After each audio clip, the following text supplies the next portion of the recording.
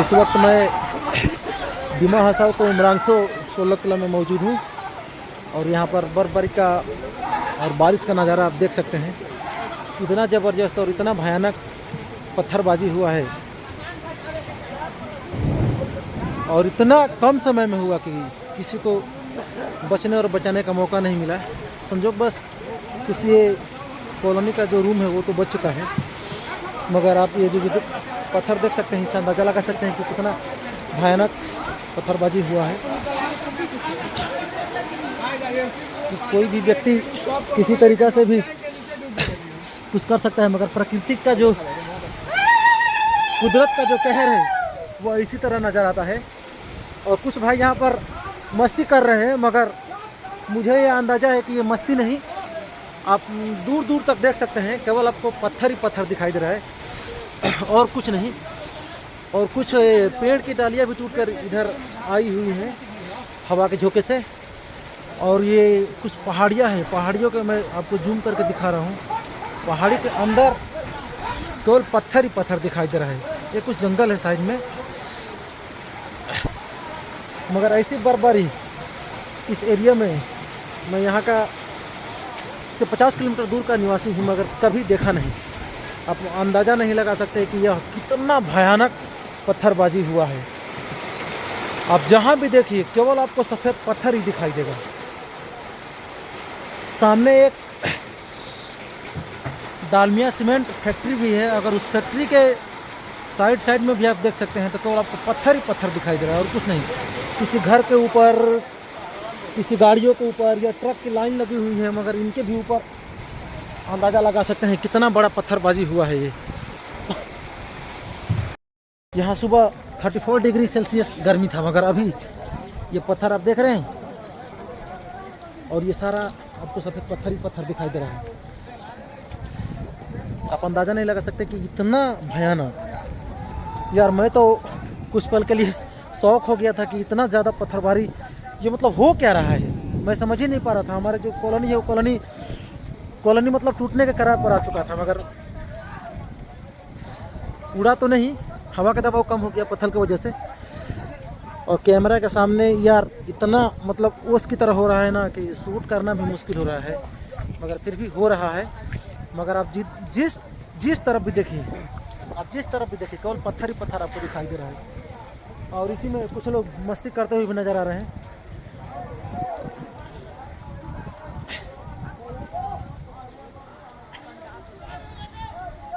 यार ये पत्थर का मंजर पता नहीं, इतना भयानक दृश्य जो भी हो उमरांगसो में तो शायद इससे पहले कभी हुआ नहीं होगा। जिस तरफ भी देखिए, जिस तरफ भी आप, केवल आपको सफ़ेद पत्थर ही दिखाई दे रहा है। और ये बस कुछ ही समय के भीतर हुआ है, ये नहीं कि किसी के पास कुछ मौका मिला। हमारे हिसाब से 10 मिनट से ज़्यादा का वक्त नहीं गया होगा इसमें। ये पत्थर जो गिरा है इसमें 10 मिनट से ज़्यादा का समय नहीं गया है। और ये चारों तरफ केवल, और सबसे बड़ी बात कि ये जो रूम के अंदर मतलब यहाँ पर जो हमारे रहने वाले जो भाई बंधु हैं और मैं भी इसी मेस में रहता हूँ, तो मतलब इसी के हिसाब से ये जो पत्थर यहाँ पे गिरा है, आप देख रहे हैं जो ये पत्थर यहाँ पे गिरा है, सोचिए कि अभी इतना है। अभी ये सामने से मैं आपको दिखा रहा हूँ उठाकर हाथ से, इतना ये रूम के अंदर है। तो आप अंदाज़ा लगा सकते हैं कि रूम के बाहर जो गिरा होगा वो कितना होगा। और ये जो टीना, ये जो सीटा है, सीटा के ऊपर इतना ज़्यादा है, आके आप इसको अंदाज़ा लगा सकते हैं। सब बहुत ज़्यादा दिखाई दे रहा है।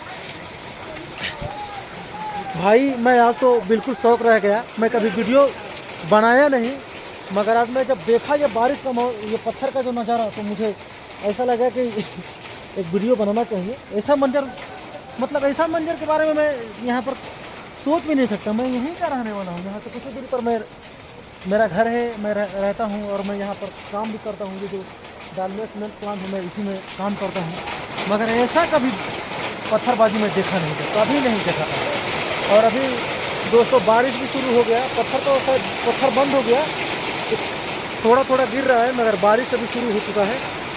और बारिश होने के बाद में ऐसा अंदाज़ा लग रहा है कि कुछ भूस्खलन भी हो सकता है, क्योंकि यहाँ पर नई नई मिट्टी का कटाव हुआ था, तो वो तो पत्थर की वजह से नीचे जा रहा है, मतलब खसक रहा है ज़मीन।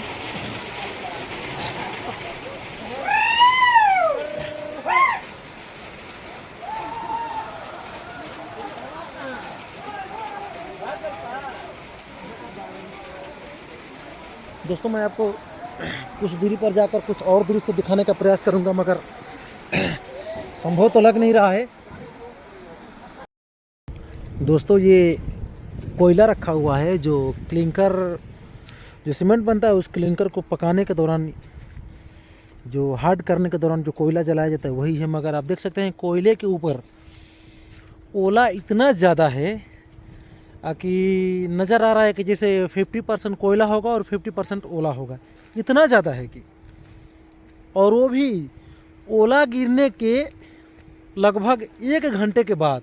ये धूप आप धूप देख रहे हैं, धूप इतना ज़्यादा है, धूप होने के बावजूद भी ओला इतना ज़्यादा है कि कोयला के ऊपर अभी भी ऐसा नज़र आ रहा है कि 50% कोयला है और 50% ओला है। दोस्तों ये दृश्य देखने के बाद ऐसा लग रहा है कि मेरा रूम का तो जो सिचुएशन था वो तो अलग था, मगर जब ये कोयले के ऊपर इतना ओला है, ये प्लांट के अंदर इतना, आप जहाँ तक देख सकते हैं, मेरा कैमरा तो और मोबाइल से ज़्यादा मैं दिखा नहीं पाऊँगा, DSLR होने से ज़्यादा जूम करके आपको दिखा सकता, मगर ये मोबाइल से तो इतना जूम करके दिखा नहीं सकता, मगर कैमरे से जहाँ तक दिखाई दे रहा है, ये आधे घंटे बाद भी ओला ही दिखाई दे रहा है और कुछ नहीं।